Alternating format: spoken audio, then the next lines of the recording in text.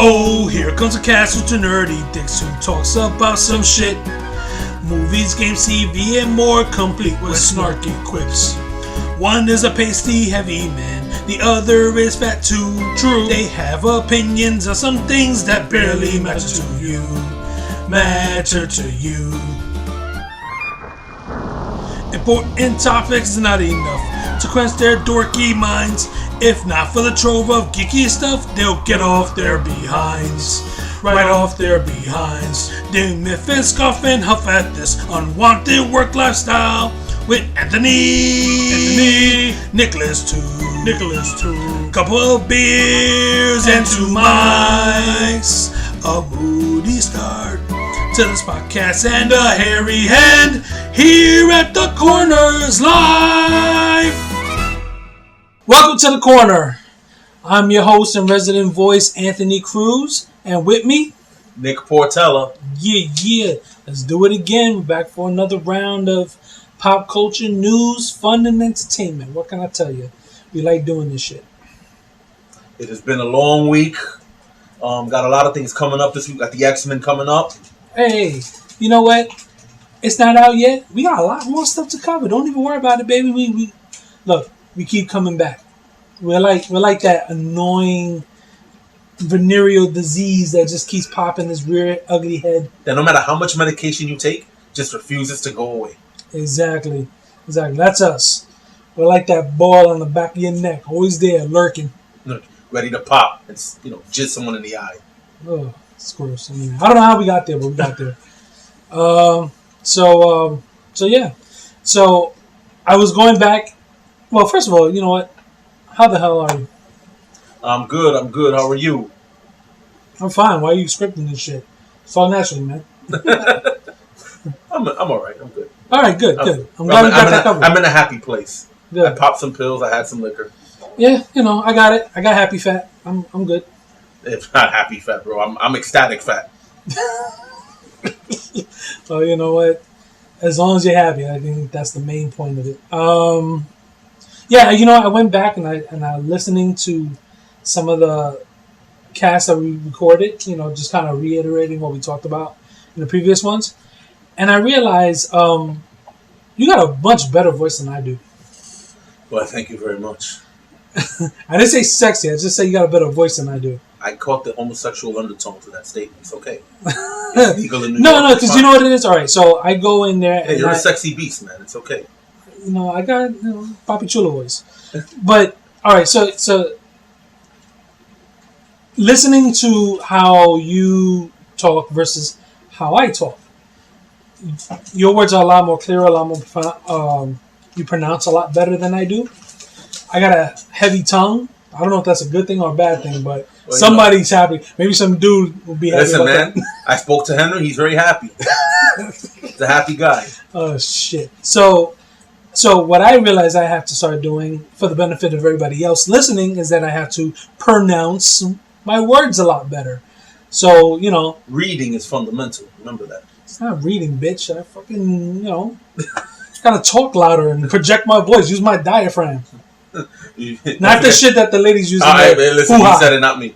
No, I'm talking about the shit that keeps the voice bass, Try to sound like James Earl Jones. Well, I think a lot of that. You know what I sound like? I sound like this is one of those S&M clubs, and I got like a soft silk towel in my mouth. Or something else. As long as it's soft. It's the hard things I'm not too fond of. That's not what he said. Oh man, how do I get myself in these things? So I was listening to them and I'm like, damn. And then another problem I realized is that sometimes I talk a little too fast, and I gotta slow it down so that everybody listening can hear me and understand me. I have a naturally soft voice. This dude got a voice that booms, so he doesn't have to talk directly into the mic. He's actually good all the time. I'm actually across the room right now. He's talking from the bathroom, and that's about 35 feet away. Excuse the flush if you hear it. Like I said, you don't need to script it. Just be natural. Just be you. I'll be me, you be you. Shut up. Oh, God. So, So I recorded. How'd you like that intro? That is one of the most creative damn things I've heard in a really long time. And you know what kicks my ass? I hate the sound of my own voice. As much as I talk, I hate the sound of my own voice. So, you know, it was just me being crazy and creative and doing something crap. Well, I never would have thought to use Gilligan's Island as a theme song for anything. Hell, I hated that show when it was on. I'll get used to it, bitch, because that's our theme song. It's a cruel fucking We're gonna joke. troll the internet with this shit. So yeah, I mean, just want to establish more an identity with the show and make it better and more entertaining for those that listen or take the time to listen. Because you know what, we're doing this for them. So they want a place so they can go to and they can hear about the latest news and have a good laugh and just have like minds. Definitely, but creativity. I believe creativity breeds creativity. I really believe that. And one thing that I want the viewers to know is that the show is called The Corner, but this show is just a small piece of the larger picture, which is Creative Corner, which is something that we hope to get running off the ground, sometime in the near future. Well, yeah, there's a lot of things coming your way that you're not aware of, and I can speak on a couple of things. Like one of them, there's a new video cast along with this one that I'm putting out called One to One. That one should be coming out very soon, and it's just you and me, man. It's gonna be intimate. It's gonna be quiet. It's gonna be you and me and no one else. And a little Luther Vandross. It's gonna be a little sexy, It's gonna be candles and incense. A little Marvin Gaye. Yeah, man. Yeah, a little more. We can go a little modern. We can go a little R. Kelly. Make a little stank. A little stank. A little stank. See nothing wrong with a little bump and grind. It's sexy, but it's nobody else is invited. It's just me and you. As long as you is over age.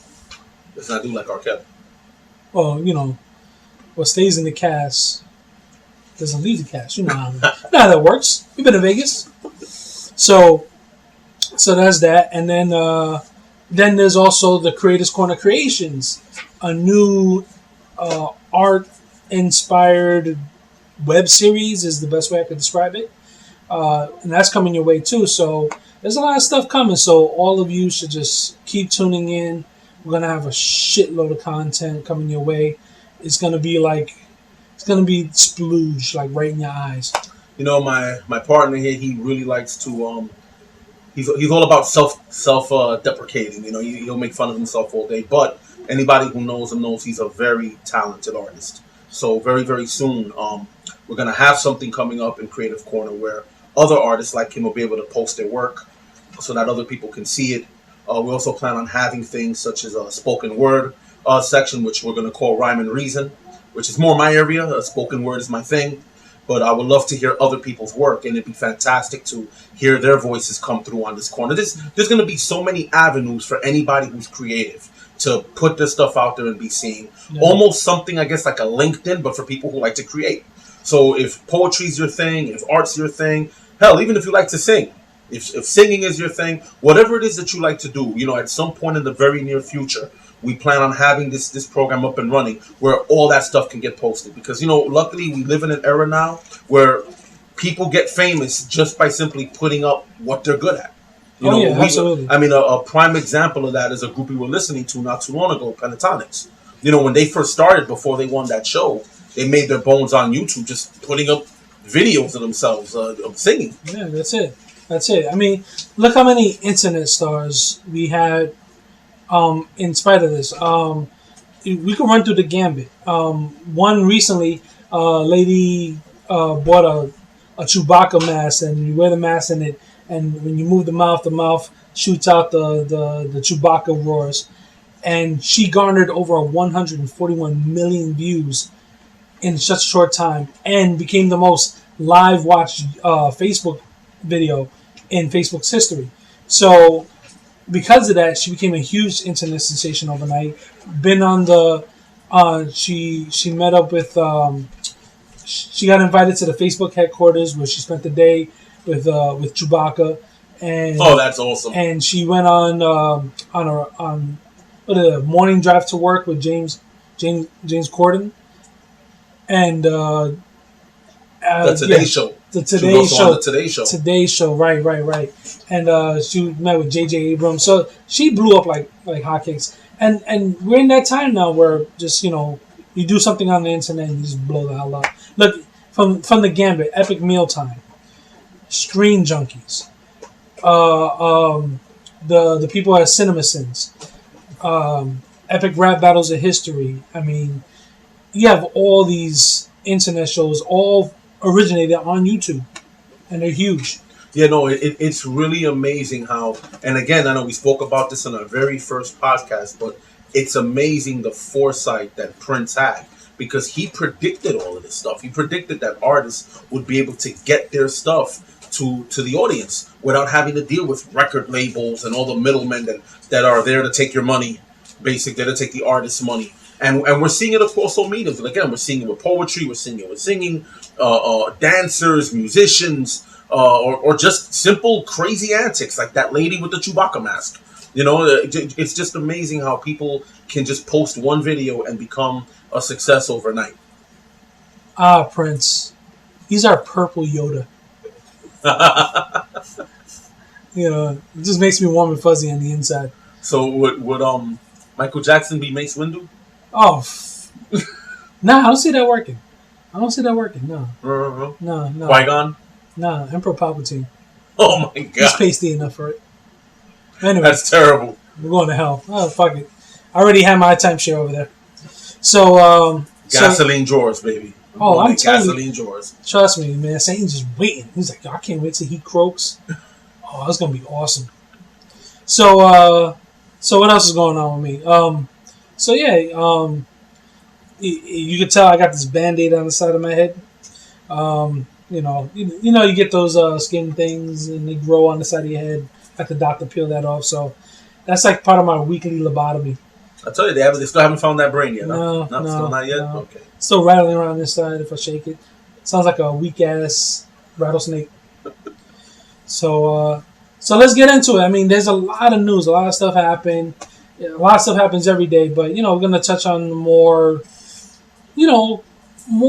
closer things. A lot this week.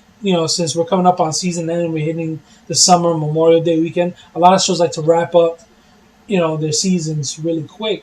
And there was a lot of season finales. Flash had theirs yesterday. Tonight is Supernatural and Arrow. Legends of Tomorrow had theirs last week. So speaking of wrapping up, it's funny. We're approaching. This is going to wrap up the 11th season of Supernatural. Yeah, 11 and they already signed on for 12. That is insane. 11 seasons of this show. Yeah. Who thought? And you know how many times this show has actually been close to being either canceled or ended, but this thing refuses to go away. You know what? Going back, I don't think that was ever really the case, to tell you the truth. It found such a cult following because the show was not, always good at poking fun of itself, but it always evolved. Like, the show kept evolving because it couldn't keep doing the Freak of the Week. It went into demons and it went into lore, different lores of different mythological creatures and stuff like that. So they always found a way to bring something new to the table for each season. Where I think it was like, well, how much more can they possibly do? And then they find another way to do it. And I'm sucked back in the show. I've been a faithful watcher since episode 1. And I never been committed to any show that long.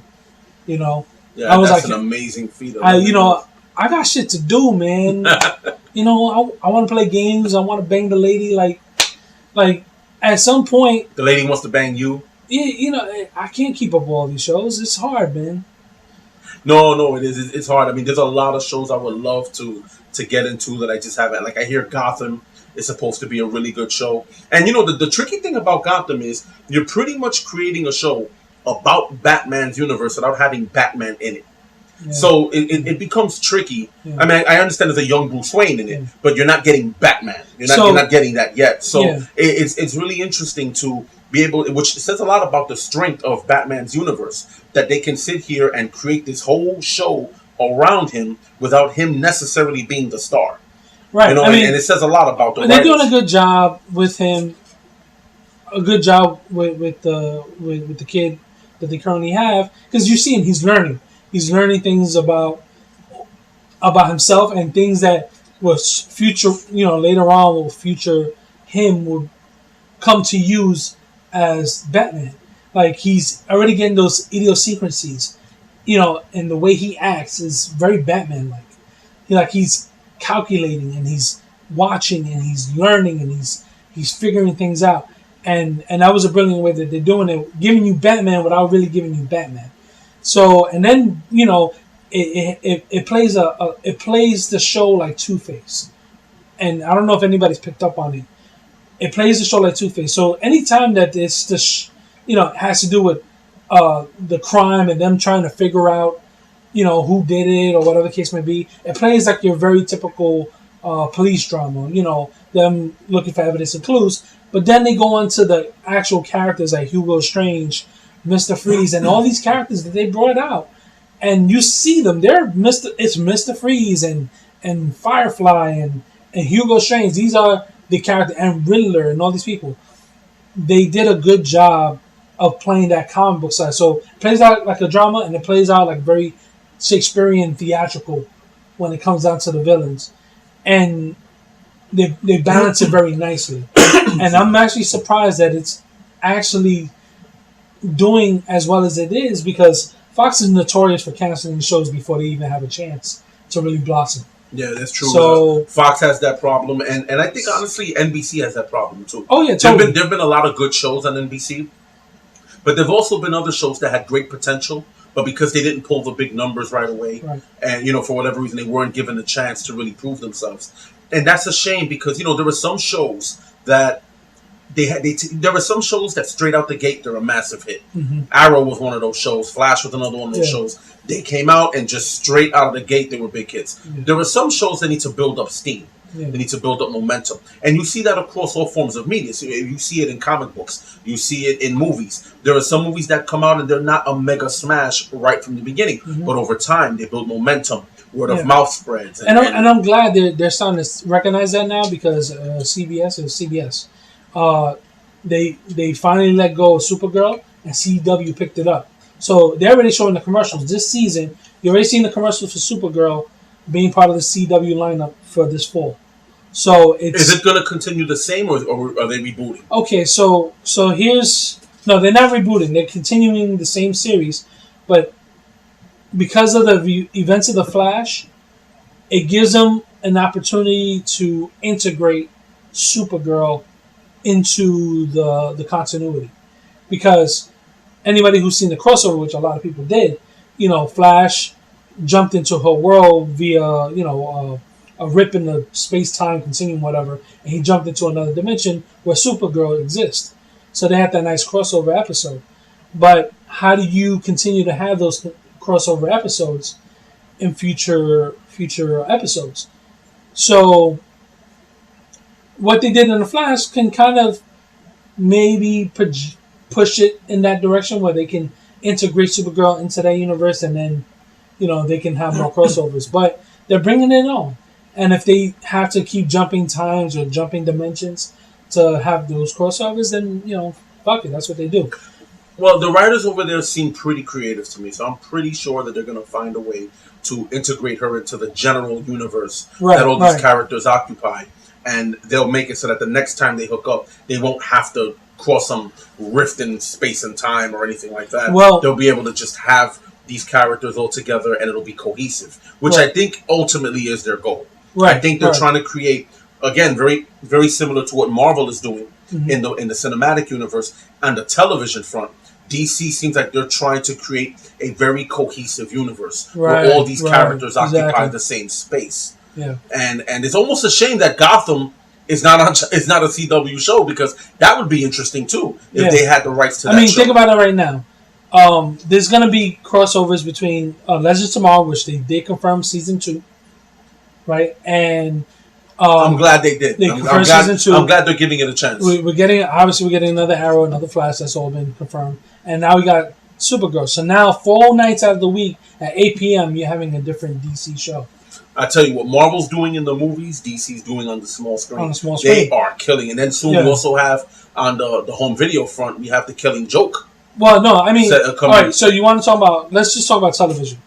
because you have Gotham on Channel 5, you have 4 shows on the CW: Supergirl, Arrow, Flash, and Legends of Tomorrow. And then on the Sci-Fi channel, we're getting Krypton, a prequel to the Superman era. So this takes place now. That is interesting. Now with Jor-El's father.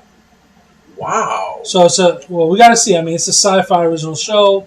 They had some hits and misses, but for the most part, well, it's an intriguing premise. But Sci-Fi has had some very Stargate did well, Farscape did well. They've had some shows Galactica that did well. So, granted, they've had some stinkers. That's true, but they've also had some shows that have thrived very, very well. Well, yeah, the Sci-Fi Network does have a very, very loyal following. Anyone who has a penchant for special effects, makeup, and design, go to Face Off. I mean, that show's been on for quite some time. I remember watching the first few seasons because they got me. It was like, finally, there's a show, a reality show about art, and they're creating this makeup and this concept. Oh, so yeah, there's some amazing talent on that show. So, yeah, they definitely have some hits, but this is a big risk because you're essentially saying, we're going to give you the world of Superman and not give you Superman. We're going to give you Krypton, but you already know what the fate happens with Krypton. But the premise of this show is that the House of El is disgraced somehow, and it's about Jor-El's father finding his way back to prestige or whatever. So I don't know. We got to see how that works out, buddy. Very interesting. That's an interesting take. It's a funny thing with a sequel because the trick with a sequel is because you already know where this is going. Yeah, that's always the problem with a sequel. You always know where this is going to end. So a lot of people, when they know the ending, they become discouraged on watching anything else because ultimately, a lot of people sometimes forget that it's not the destination; it's the journey. Right. So what ends up happening is, and they just worry about the destination. Like, okay, at the end, Krypton blows up. Who cares? Yeah. So that's going to be the challenge to the writers to make people care, even though they know that Krypton's going to explode. And this is the problem with prequels, and it's not. And even with the best of prequels, you know where the story's going to go, and it's true. It's about the journey, and not so much about the destination. But at the same token, you're still being robbed of a sense of wonderment about where the story could go because you already know where it went. So, that's why people were polarized about the Hobbit movies and why people, besides quality-wise, people hated the prequels because they already know what happens to these people. They don't care. They only care what's going to happen next. I think if Lucas would have done the later trilogy rather than the prequel trilogy, they probably would have felt different because now you're seeing these characters go to a place they haven't seen them go yet. Right. But it's like that. So with this thing with Krypton, people are like, all right, get to the planet exploding. But you're probably never going to see that because it has to do with 2 generations worth of people. Right. And depending on the popularity of the show, how long it lasts. Let's say it lasts, give it a good 5 seasons. Let's say the show does well, the writers are creative, and they make the show last 5 seasons. The odds of you seeing in 5 seasons Jor-El all grown up with a baby Kal-El sending him off to Earth, probably not very likely. Yeah. Well, one thing they need to start doing, and I said this about Gotham, is that they need to start doing some time jumping. Because, all right, so here it is, you got Gotham. How long can you keep this premise, especially when you have damn near his entire villain gallery premiered on the show? And he's still a kid. By this time, he should already be kicking ass. There's so many damn villains and no superhero to fight them. Right. And Gordon, I mean, I give it to Gordon. He's a badass dude, but come on. Now he's stepping into a realm that's way beyond his control. That's true because even in the comic books, the crazy villains, the Ra's al Ghuls, the Jokers, the Zaz, and all those other guys were primarily dealt with by Batman. Right. Batman would confer with Gordon about information, evidence, things like that. But the majority of the fighting, of course, is done by Batman. So seeing Gordon go head up with the Joker or going head up with even Penguin, it does seem a little bit out of his element. Yeah, and at that point, I do credit the show with being able to make it believable. And I'm like, at that point, why the fuck do you need Batman for? Gordon's handling business. So the whole point of Batman existing is because All right. So fine, he was fighting criminal elements like the mob and stuff, but in spite of his presence, it brought out more unique villains and criminals, so that Gordon can accept Batman as sort of a vigilante crime fighter in the city because a necessary evil. Because these villains are way more than the police are able to handle. But fuck it, he's handling the business by himself. They don't need no goddamn Batman. But you got to figure Gordon's young. I mean, as he gets old, he can't keep doing this shit. So I'm thinking, I can stomach another season with kid Bruce Wayne, but I think at some point they would have to time jump. I like this kid, and I would like to see him old enough to play Batman. He has a very I don't know, like a very concentrated look to him that he can probably pull off a damn good Batman had he just been old enough and bulkier enough to do it. Like as a young Bruce Wayne, he fucking nails it. But let's time jump, man. You can do a Batman in this day and age, and people swallow it. I know how you feel, because if you look at Man of Steel, the kid who played the young Clark, I thought this kid would be a perfect looking Superman if he were older.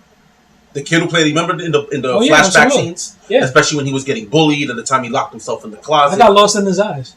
Yeah, he has those eyes, but I can imagine this kid maybe 15 years older playing one hell of a Superman, at least from a physical standpoint. Fuck yeah, man. He looks like he'd be a one hell. So so timing is everything. Mm-hmm. Timing is everything, and especially in the entertainment medium. I don't know what Gotham's future plans are. I do agree with you on the time jumping thing. However, again, it does become a problem with the Batman movies and the different continuities, and they've kind of shown already. History has shown they don't like mixing the two. Right. They don't like mixing a television show with the movie, and they try not to have both of them going on at the same time. History, because you notice the Man of Steel movie didn't come out till after Smallville ended. Right. Even though there was a major rumor that Tom Welling, the guy who played Clark, was going to be Superman, and for a time like that was going to happen, then he dropped off. It ended up not happening, and then we got Henry Cavill, which I'm actually happy about, because he, to me, is the Superman for our generation. Oh yeah, totally. Now when I think of Superman, I think of him. Right. Whether or not you like the movies or whatever my brother is still Christopher Reeve bound, but that is the most campiest Superman. Like that version of Superman is our 1966 Batman. Oh, very much. But again, the era too. You're talking about. It was a much more innocent. It was an innocent era. I think the very first Superman movie came out either late 70s, early 80s. Yeah. It was in that realm. Yeah. So it made sense. It worked. For the Christopher Reeve, I mean, I loved that as a kid. Oh yeah, the Christopher Reeve movies and Christopher Reeve's performance was amazing. Of course, it worked for the era. But like all things, times change. Yeah. Even in the comics, you see the Superman of now in the comics is not the Superman of 1985. Yeah. They're very different Supermen. They're not the same. Batman is relatively unchanged. Batman's and other characters are, but Superman is different. I love what they did with him in the last 52. Right. I love the fact that he was, which is something the movies also played upon. They made Superman feel like an alien, which is something the movies never did. Everyone just accepted this incredibly powerful guy who could go around doing pretty much whatever he wanted. Everyone was cool with it. Yeah. It was perfect. Everyone was cool with it. And, in our generation, no, people are not cool with this guy who can fly around and move buildings. People are not cool with it. So I love that they made him feel like an alien. Someone who didn't quite fit in. Right. We're going to see, man. We're going to see. We're going to see how these shows pan out. But I would like to see... we need to start seeing some time jumping. So, if Gotham doesn't pioneer it, I would like to see Krypton do it. Oh, that would be awesome. Yeah, I think... Get into the Jor-El. Let's get to know his father. Well, I tell you what, the little bit we saw of Jor-El, I mean, I don't know if this movie, if the show on Sci-Fi is going to be based anything on Man of Steel. Right. But I will say that Krypton that they showed was amazing. And the little snippet that we got of Jor-El and Zod and all those other characters, I could have seen a whole movie on Jor-El and probably been happy. Yeah, no. The way they made that of course, work. That's the Zack Snyder universe of Krypton. I don't know about this Krypton we're getting on the show, but it doesn't seem to be following the movie continuity. So, I don't know. We could get the icy version of the thing, or the one they did on Supergirl. So, who knows what kind of version we get. It could be a brand new take on entirely. So we'll see what happens. They haven't shown any clips, any photos, just the title, and that's it. So we got to see how that works out. What else in television news? Limitless. Getting the axe. Got the axe, man, and it pains me because I really liked that show. I really did. I did. It like all right. So, I love the movie. So I thought the movie was fantastic. The movie was fantastic. The first episode of the Limitless show really got me because it felt like the movie. They did a good job. Yeah. Then the next few episodes, I was kind of like, I don't know, this campy shit. I'm not really sure about it, but I warmed up to it. Seeing that they took those elements that were in the movie and kind of peppered it throughout the show, I got to grow into the characters and stuff like that, and it was really good. I really enjoyed it. And then they axed it, man. Well, I'll be honest. That's one of those shows that I could kind of see why it happened. Well, you know what? Look, they're bringing out fucking Lethal Weapon and these shows. If they last longer than one season, I'm gonna be pissed. Well, the problem with those shows is, there's a good side and a bad side. The good side is they're bringing back some beloved characters from the 80s. I mean, who doesn't love Myrtle and Riggs? Okay, are you watching Rush Hour? Because I'm not. Well, I'm gonna be honest with you. The Rush Hour movies are fun movies, but they're not high on my list of movies to watch again and again and again. It never had that appeal for me. Yeah. So no, the show I checked out the show, but no, I didn't watch this show thinking, oh my god, I have to watch this. It wasn't one of those things. Mm-hmm. Lethal Weapon, though, that's something near and dear to my heart. I love Lethal Weapon. I love Lethal Weapon too. That show will probably garner a lot more loyalty. And Damon Wayans stepping into the role of Murtaugh. I'm kind of for that. That works. I'm gonna see. I'll give it a shot. I'll definitely give it a shot. But the problem with I'm not holding my breath. Well, because look, Fox canceled another show, which I thought it was really good, but they fucking canceled it. Almost Human. Yes, Almost Human. That was a very show. Good show. Yeah, I agree. That was a tight show, and it was also produced, I think, by J.J. Abrams. It was his idea. I believe it's his idea. I don't know if it was produced by him still, but I know it's a creation of his. Yeah, I think it was by him. But man, it was a good fucking show. Axed. I was like, son of a bitch. I know. Again, we're getting into 24, right? And it's not Jack Bauer. Jack Bauer was not in this picture. It's the new guy. The guy who played what the hell is his name? Crap. Oh, I'm gonna find that name. The guy who played Dr. Dre in the NWA movie. Yes. Movie. He comes in as the new protagonist in the new 24 show. From what I understand, he's a hell of an actor. He looks good. He's very good. I've seen the clips for the show, and he's got the mix. He can kick some ass. Well, from what I understand, even though Jack Bauer is not the main protagonist, he's producing the show. He's behind the scenes. Yeah, he is. So he's involved. He's not involved. I don't know if it came down to a thing where it's like, I'm getting too old to do this. But his character, from what I understand, this show will at some point intersect with Jack Bauer again. From what I understand. Oh, I mean, if you heard something, I haven't heard about that. I heard that this show, was about this guy and Jack Bauer was not in the picture. Because this one's called Legacy. But who knows? Maybe by some surprise shit, we'll see Jack Bauer in the show. I mean, it's not going to be... Maybe Jack Bauer catches the bullet, finally. Maybe it's his time. Because from what I understand, no, this show is definitely not a Jack Bauer show. But, you are going to see some of his character. So I'm not saying it'll the first season. I guess they're taking the Bourne route, where they did the Bourne Legacy. Right, very much so. You know what I'm saying? Very where they reference him, but they don't necessarily show him. Another movie I'm looking forward to, the new Bourne movie. Yeah. So, we got some stuff going on. Let's see, what else we got? Preacher started. A very offbeat type of show. On a very offbeat character. Look, I'm fucking with it. You want to take a comic book and put it on screen for us to enjoy? I'm fucking all over it. Do a fucking Archie's live movie. I don't give a fuck. They tried and they were horrible. Yeah, I'm sure. Yeah, they were horrible. But you know what? Like, the point is they're taking this material that's been established for not just years, decades. This is not a new character by any stretch of the imagination. Like I said, the thing about this character is he's not everybody's cup of tea. Even in the comic book realm, it's another one of those things where it's going to take some very creative writing. some very creative writing, and, reviews some have been very positive. good acting. Because he, that type of character, I personally think he's a very interesting character, but he's not for everyone. No. So I mean, it's watching the show, interesting even for me, I was like, I never read the Preacher comics, so watching the show, I'm seeing stuff and I'm going, huh.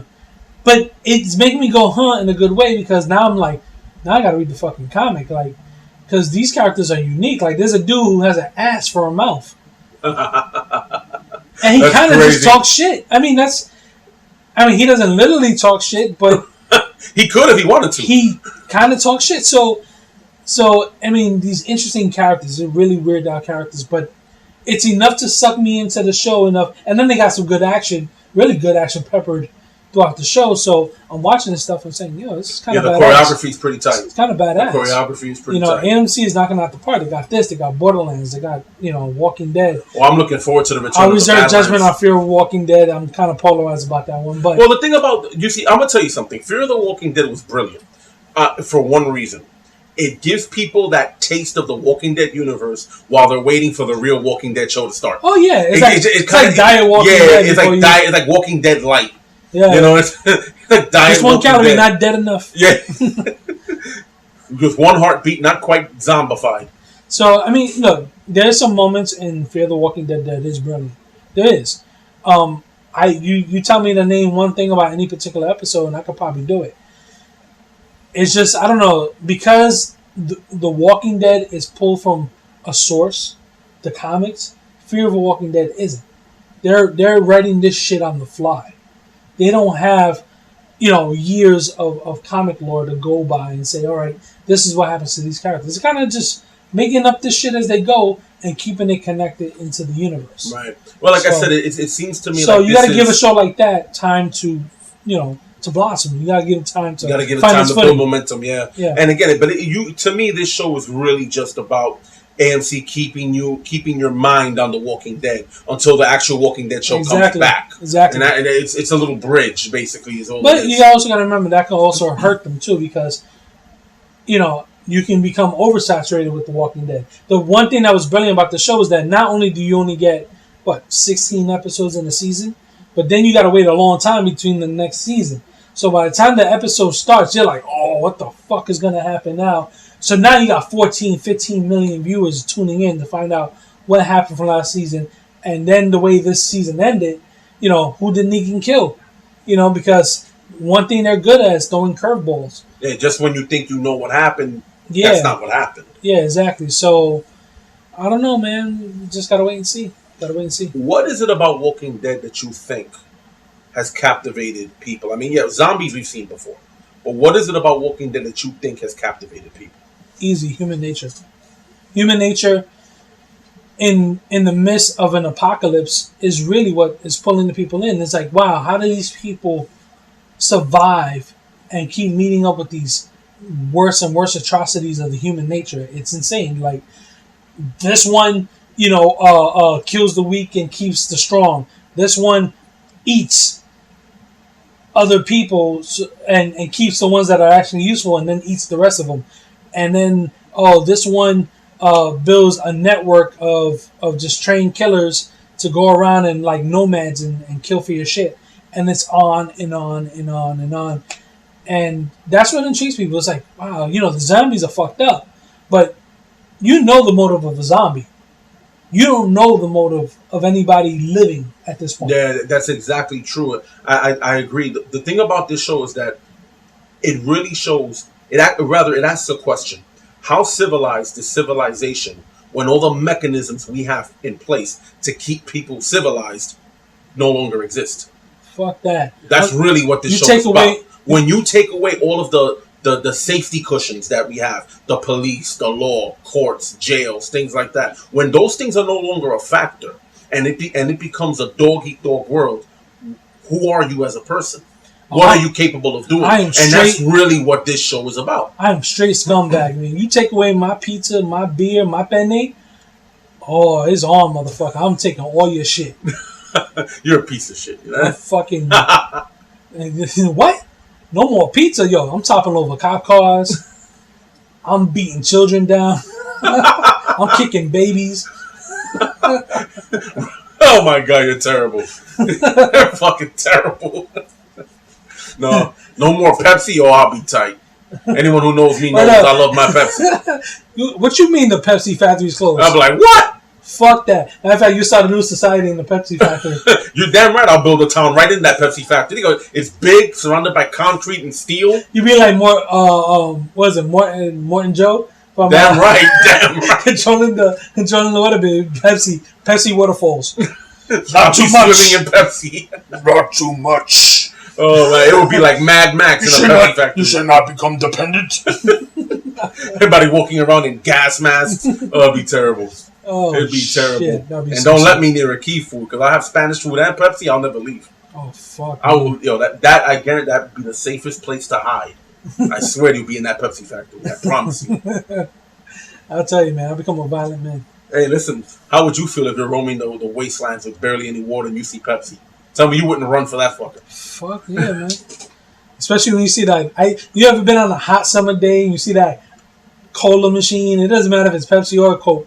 And you see that fucking bottle pictured on the machine and it's dripping. It's sweat coming down it because it's so cold. And then you try to reach in for that $1.25 or whatever. And then you find you only have $1 and you're missing a quarter. Oh, it's like being in the middle of the desert. You're like, it's like being in hell. You just scream to the heavens, why? Ain't some shit. So yeah, no. I'll be a total scumbag in the apocalypse. Fuck that. I'm trying to live. I'm all civilized and shit. Let me see if I get you in some trouble. So if you're running from some zombies, I'm kicking the fattest person down first. I'm sorry. Kick yourself. I'm pulling a shame. You can't save him, Rick. Can't save him, Rick. No. So if you're running with your lady, and there's a group of zombies coming after you, do you fight for her, or do you trip her and keep running? Remember that scene in Friday where he was trying to decide, hundreds of 50s or big ass titties? It's a weight scale, man. You got to figure it out. Everybody's different. I guess your girl's gonna bite the bullet. No, I mean not exclusively. Like if she's wearing heels in the apocalypse, shame on her. She's gonna bite that bullet. She should have known better. That's true. Better, but I don't know. She has no place in the New World Order. She was dumb enough to wear heels. It really depends if she pissed me off the night before. Oh, that's true. That's a good point. And then we getting chased by zombies, and then I had that flashback moment. Hey, man, I'm the son of a vet. Survival instincts kicked in.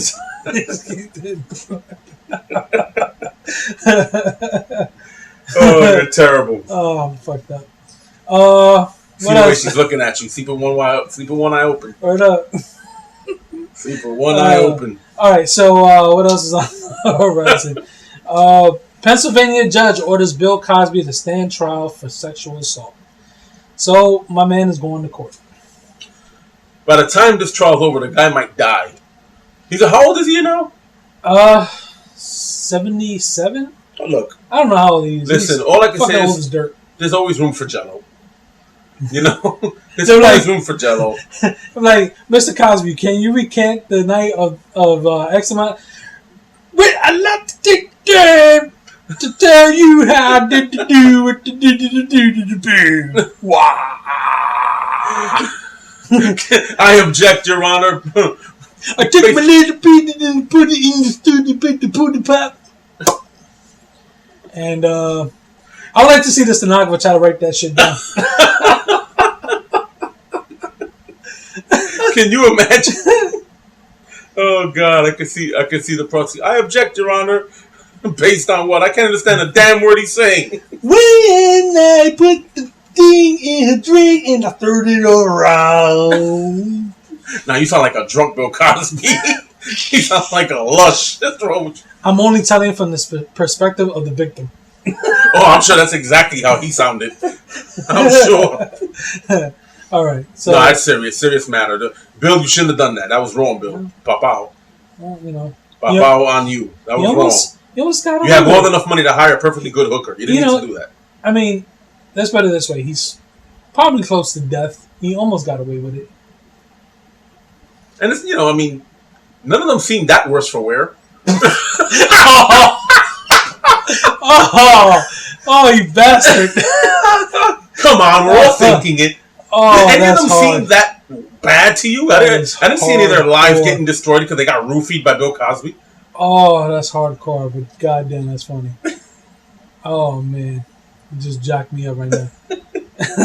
I mean, come on. I mean, did any of them like end up in years of therapy or they seem perfectly fine. I don't know, man. I don't know. You're gonna have to.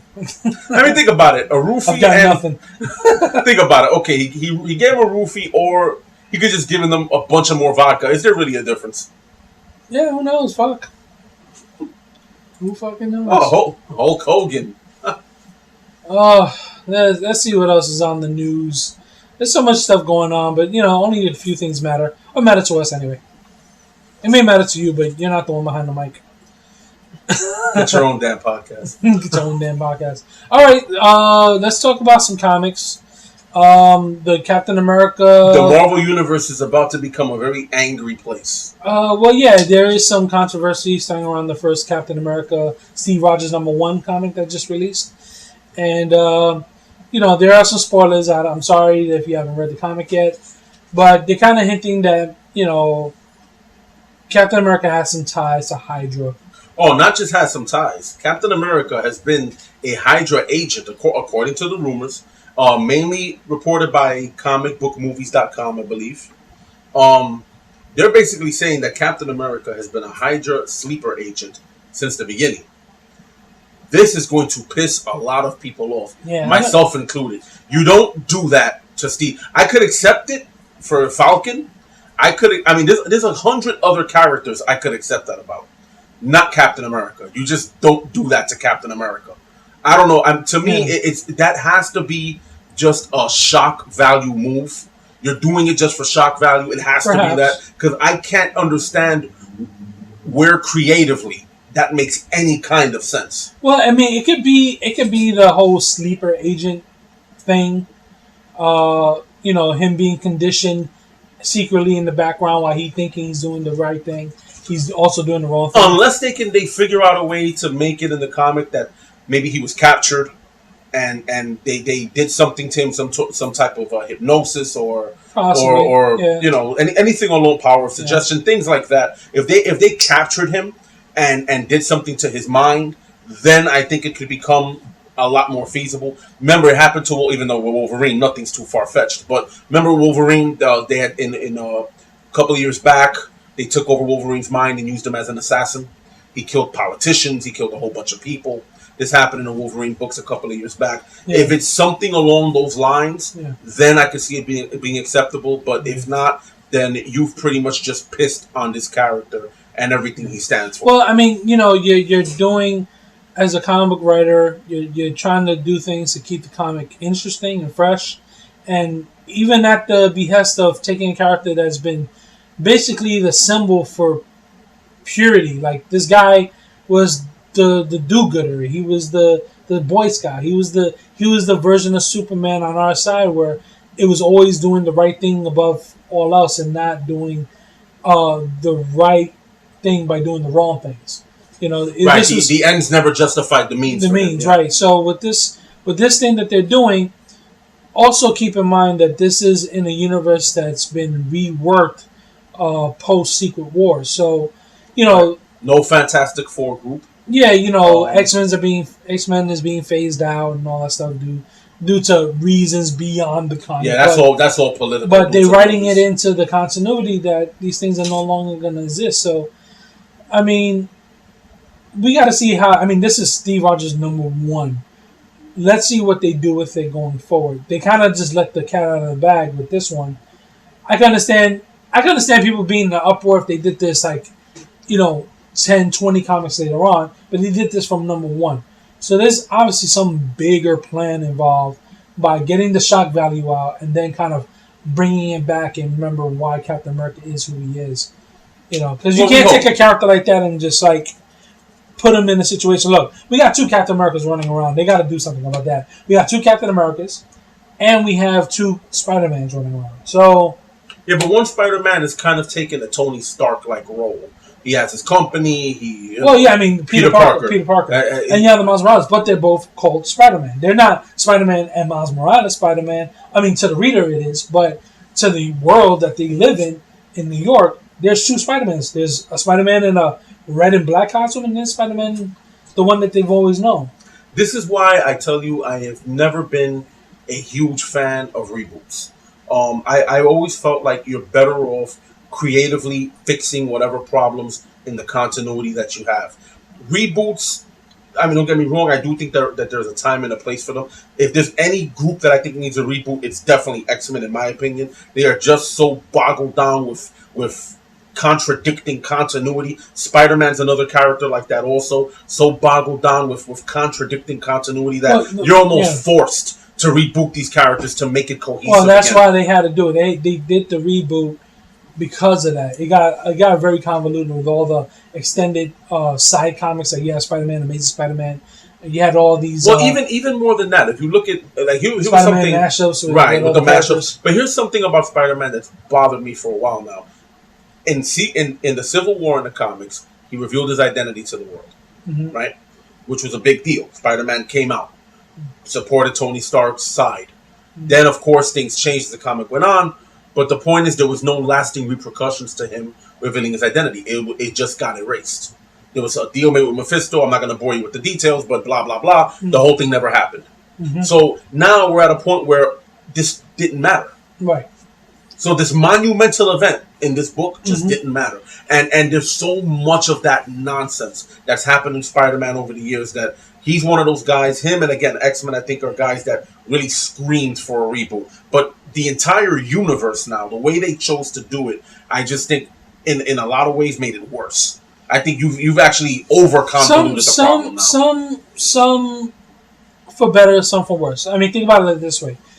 Back when we had Civil War, we had a simultaneous universe in the Ultimates. It got really convoluted. There was a lot of storylines to follow, a lot of different comics to pick up. It was oversaturated, overbloated, and Secret Wars found a way to kind of slim down, trim all the fat. So now that they trimmed down all the fat, now they can go into a series and a line where they can kind of focus on one universe and just kind of navigate the stories how they see fit to kind of reorganize this structure again. And by doing it, look, no more Fantastic Four. I'm not losing sleep over it. These characters are still existing in the universe, but they'll play more support roles. Even the X-Men. It's not like Wolverine's gone. He's just going to be allocated somewhere else. So you may not get another X-Men, but you're going to see X-Men throughout. They're still mutants, even though they're not going to really refer to them as that. But they're playing more support roles. So they kind of streamlining, they're cutting the fat.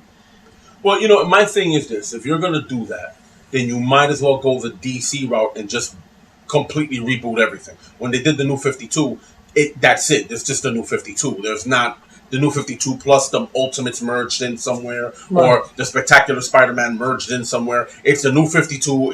That's it. End of story. Well, I think if Marvel wanted to do that, then that's probably the route they should have gone. Right. Because this, to me, seems a little more confusing. And then, look, I've never been the biggest Fantastic Four fan. Anyone who knows me knows this. However, the Fantastic Four are staples of the Marvel Universe. They're important. If you think about all the major events that happened in Marvel, from the first Secret Wars, had something to do with it. Yeah, the Fantastic Four and Doctor Doom, in some way, shape, or form, had major roles to play. When you talk about Doctor Strange, if you talk about the introduction of Galactus, which was a big deal, the Silver Surfer, and a bunch of other characters, the Fantastic Four was always at the forefront of those types of things. Always present. They were always present. They're a cornerstone of the Marvel Universe. And even so. So not having them is crazy. So even in Secret Wars, they played a big role in what happens in that storyline. Of course, because Doctor Doom, as always, is at the forefront of everything bad. Whenever something cataclysmic happens, you best believe Doom is involved somewhere. Yeah, exactly. And he's going to find a way to take over everything. So when the world got rebooted and got reset, of course, they're all still there, but they're just not the Fantastic Four. Right, and of course, put two and two together, this has to do with the movies, the movie situation. Marvel wants those movies back Fox, of course, isn't trying to let that go, and I understand their position. They've generated millions and millions of dollars off of these X-Men movies, whether you love them or hate them. I'm not a huge fan of them, but I watch them out of loyalty to the comic.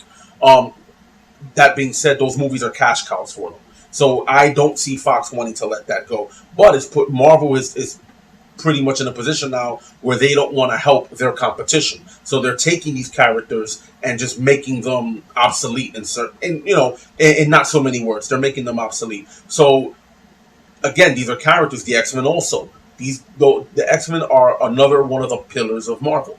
Not having an X-Men book is just, to me, it's detrimental to Marvel. Just like not having a Fantastic Four book. It's detrimental to Marvel. It's a cornerstone. That's like DC not having a Justice League book. It's like that. It's like DC not having a Batman book. That's craziness. You can't imagine DC without a Batman book. That's a good point. That's definitely a good point. So, yeah, I mean, like I said, this is Captain America Steve Rogers #1. We're going to see where it goes. I mean, that's all we can do. I'm going to go secure my copy. I'm going to read it. I've always been a Captain America fan, so, it kind of, like, this is, like, bittersweet for me because the fact that he's secretly a Hydra agent, well, I'm not the biggest thrill with it, but I'm kind of curious. I got to see where it goes, so I have to buy a copy. I have to see what's they'll get my money they'll get my money angrily. I'll be scowling at the guy I give my money to. It'll be a spiteful purchase. It'll be a spiteful purchase. Just give him a look. I'll be giving dirty looks to the guy at the comic book store, even though it's not his fault. He didn't write the fucking He didn't write the book, but he's going to get the look. He's like, on the train, everyone's getting the look. I'm gonna be pissed off that whole day. Look, two of my top favorite characters were both Marvel. Spider-Man, my #1. Captain America, my #2. And I don't know what it is about Captain America that I like so much. It was you want to compare coolness between other people. I think the reason why I like Captain America more than, like, let's say Thor or Iron Man and all these people was that Captain America, in all intents and purposes, is a human, a regular human, and he's enhanced, of course, because of the super soldier serum. But for the most part, he's just a human guy. He's our version of Batman in the light. He's an excellent martial. That's a good analogy. He's an excellent martial artist. He speaks many languages. He calculates things much quicker because of the super soldier serum. His powers are more on the inside than it is on the outside.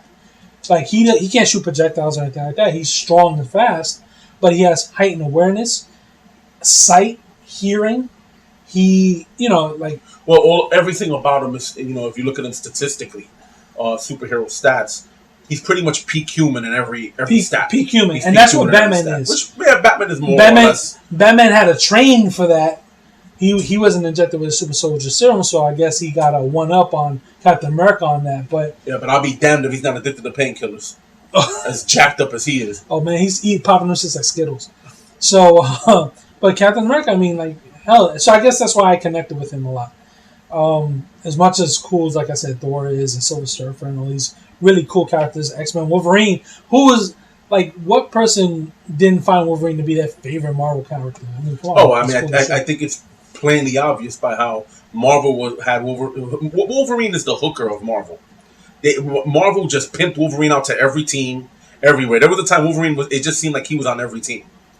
He was an Avenger. He was an X-Men. Damn near was in the Fantastic Four. I mean, Wolverine was everywhere. Every X-Force. When they brought back X-Force, Wolverine was the leader of that. Filthy man. the guy, he was Marvel's man whore. I mean, they just had him wherever they needed him. Oh, man. But you know what? The guy brings a gravitas to any panel that he's in. Like, you know that when Wolverine is on the scene, there is no campiness.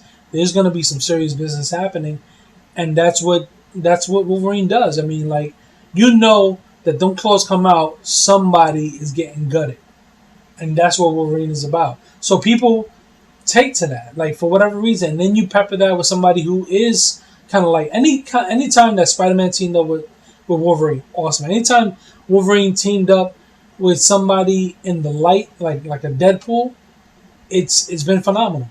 Oh, it is. Well, the thing about Wolverine is he's a tortured soul. Looking at him from just strictly a writing standpoint, he's a tortured soul. Everything he's gone through, all the wars he's seen, the bloodshed, buried almost every woman he loves. He's buried, lost tons of friends. He's a tortured soul, but he's a warrior. And the thing about him is he is the ultimate anti-hero.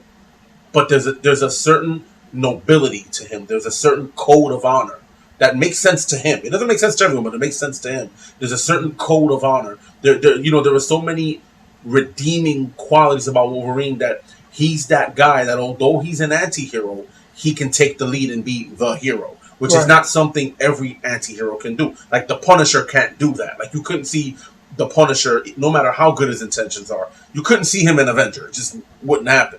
Yet Wolverine has been an Avenger. But fuck, they came to him to be Captain America when Civil War happened and Captain America was assassinated. Spoilers.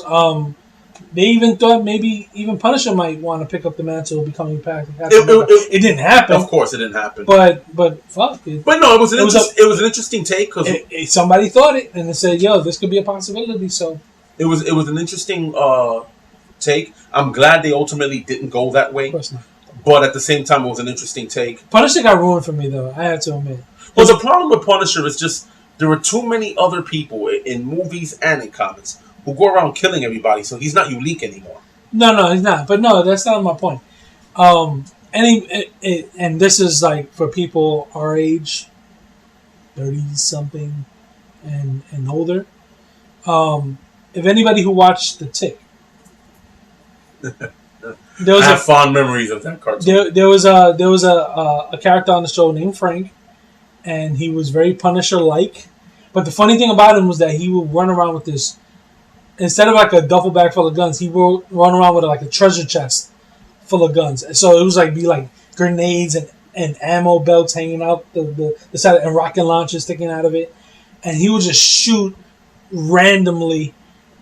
And then when he's done and he's spent all his bullets, he'll just shed tears and cry, like a sobbing baby. I remember that character. It was the most funniest thing. Like my worth mind, I see that shit, and Frank just he's laughing while shooting, and then when he's done, he just starts bawling, and I'm fucking cackling like a Joker in the night. That's terrible. But I tell you what. Who didn't like Punisher in the Daredevil show? Tell me he wasn't badass. Fucking phenomenal, man. He was great. But yeah, I mean, so that's what's going on with the comics right now.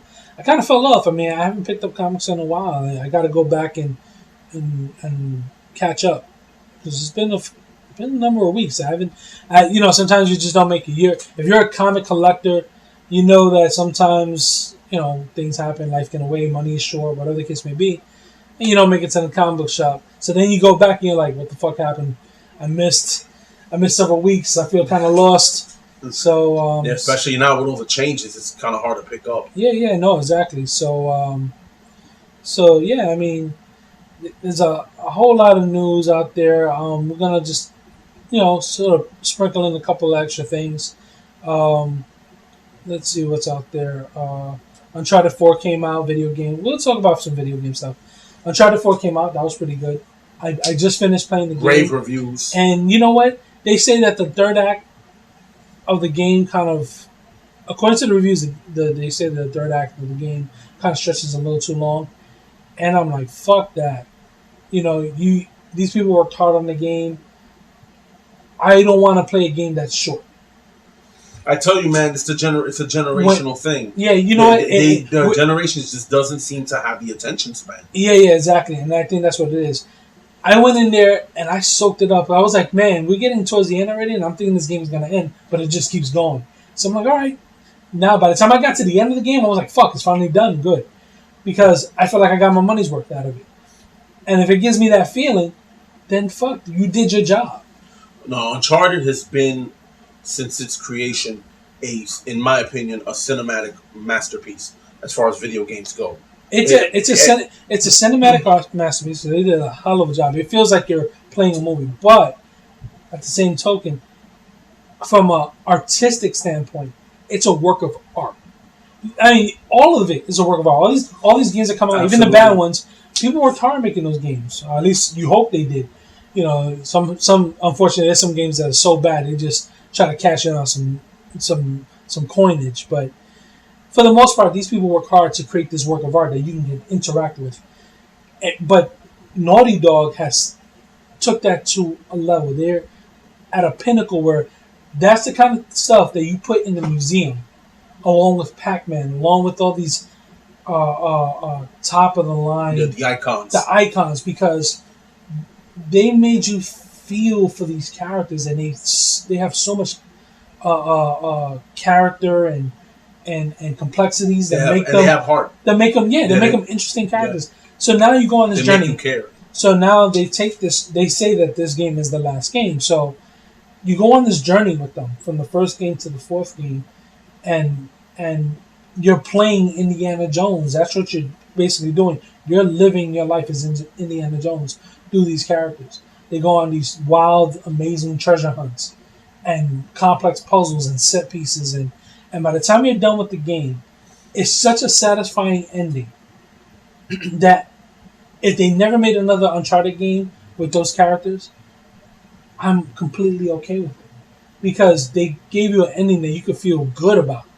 Right. You know, it doesn't feel like there's something that you want to know. You already know it. Right. It was a definitive ending. A definitive ending, which is something that I enjoy. I mean, there's a lot of people who enjoy those open-ended type of interpret it yourself endings. But, you know, call me old school, but I enjoy the endings that are definitive, where Right. you really know what happened to these guys and what became of them. Exactly. And Uncharted does that. and it's a credit to the creators of the game that they've been able to, over the span of all these years and 4 games in, still make these characters feel fresh, still keep you interested, and still make you care. In any artistic medium, I think the true measure of the creativity is, do you care? When you read a book, do you care about these characters? Do you care when one of them dies? Does it matter to you? If one of them lives, does it matter to you? Do you cheer for certain characters? Do you hate others? You know, but again, if it evokes an emotional response from you, then the people who created it did their job. Uncharted does that, and it has done that for 4 games now. It makes Right. you care about Nathan Drake and Sully and all the other characters. You care about these guys, and you want to see what happens to them. So, you know, kudos to those guys. They did a fantastic job. Naughty Dog is one of the premier companies in video games right now, and I look forward to anything that they're going to do. Another video game related news, also Sony. One of the big titles I was expecting to come out on June 21st has been delayed, and that one is No Man's Sky. Anybody who's been keeping up with this game, it's a open world game. When I say open world, I mean more like open universe, because the universe is essentially limitless. Like you just travel from star system to star system, planet to planet, discovering new species and factions and worlds and life, and it's a really ambitious game, really really huge. And unfortunately, it was supposed to come out June 21st, and it's been pushed back, and there's no tentative release date, so that's kind of some bad news. It just says coming soon. So, you know, look, if you're gonna have to take some time to make the game better, I'm all for it, because you know what, the game looks amazing as it is right now, and I'm kind of looking for that kind of game where I can just pick up and traverse the stars. And that has always been a dream of mine with video games, to get to that point where, you know, I'm not bounded by the limitations of a map. You know, I can go wherever the fuck I want. And that really intrigued me. And there's another game that does that, called Elite Dangerous. And it looks amazing because you can do the same thing. You can travel to any planet you want, land on it, drive around, discover things. That's interesting. But that game is a sim. Like, it's a simulator. And I feel like you got to be a fucking NASA pilot just to fly that thing. Oh, you didn't get the email. You have to have gone to NASA to play the I was game. like, yo, I didn't know I had to do fucking 2,000 hours of flight time, then go to NASA school, and then learn about the space-time continuum. Like, that game is really difficult. I spent 2 hours just trying to shoot a barrel. A barrel? If it takes that much work to shoot a barrel, I don't want to fucking play the game. Yeah, you know, game developers, I say this to you, there is a fine line between reality and boredom. Yeah, Yes, yeah. okay, I understand you want to make a game realistic. There's an audience for that, absolutely. I prefer my games a little bit more on the fantastical side, but there's definitely an audience for the realistic. But just because something's realistic does not mean it has to be boring. Right, You have to exactly. find a And don't balance. get me wrong, there's a fuck ton of people playing this game. You know, it does have an audience, and it does have a following that they keep releasing updates and making the game better and more refined. But if I gotta struggle just to figure out how to fly, it's space. Why do I you just move forward, move back? But oh no, if I move too much power from one side and then go to the other side, I lose shields. And if I put too much shields, then I lose power for the guns. And then if I go too much on this, I lose power to the engines. And then I can't go fast because my landing gear's down, and and I can't go too fast or I might miss my target. There's so much stuff going on there. I feel like I gotta be a pilot, or at least a space pilot, just to know how to fly this damn thing. And I Yeah, don't want to go through that. So No Man's Sky, you had to have been trained by the Galactic Republic yeah, no in order to kidding. play this game. Yeah, so at least No Man's Sky looks like a little more user friendly that you can pick up and just kind of play. So I'm all for that. I'll do that. So yeah, that's that game. I mean, so that's a little. Battleborn has been out now. Battleborn is gone on. It's got some fairly. It's from Gearbox, the makers of Borderlands. Yeah, it's got some decent reviews. I mean, Well, I I've played it. I've played it, and again, much like Overwatch, what I appreciate about that game is every character really feels different. You know, a lot of times you play games with a bunch of characters, and it feels like the same person just with a different skin. It Right, basically just right. these. I have to say, for this game, every person that you pick up plays differently from the next. The way Hmm. you approach it has to be different. The way you play has to be different. Their abilities are very, very different. So I can't say that this guy, one particular character, feels like the other. There's something unique about everybody, which is a feat. That's not an easy thing to do. It really isn't. The game has that wacky, quirky kind of sense of humor that Borderlands has. Right, So right. if you're a fan of Borderlands, you'll appreciate that. The storyline is pretty, again, silly the way Borderlands was. You're talking about people fighting over the last star in the universe, basically, which is preposterous if you think about it. But hey, what the hell? It's a game. It's from Gearbox. Go with it. Um, Yeah. but it's fun. It's a fun game. My only beef with this game, though, is I don't enjoy it as much when I play alone, and that's a problem because Borderlands is something that definitely it thrived when you played with more than one person. But there were times I played Borderlands by myself and thoroughly enjoyed it. This game doesn't really have that same feel. For Right. me, the, the best enjoyment you can get out of this game is when you're playing it with your friends, which is great. But if you don't always have friends on, then what are you gonna do? Exactly. Exactly. So you know, um, and that was the same problem like with a lot of multiplayer specific games like MMOs. Those do well because that's the core audience. You're building a game for that. But when you build a game that's on a console and it has elements of like first person shooter or third person shooter, but you make it only multiplayer, that's part of the reason. I mean, look, Star Wars Battlefront is done well, but not as well as it could have been because it's mainly geared for multiplayer.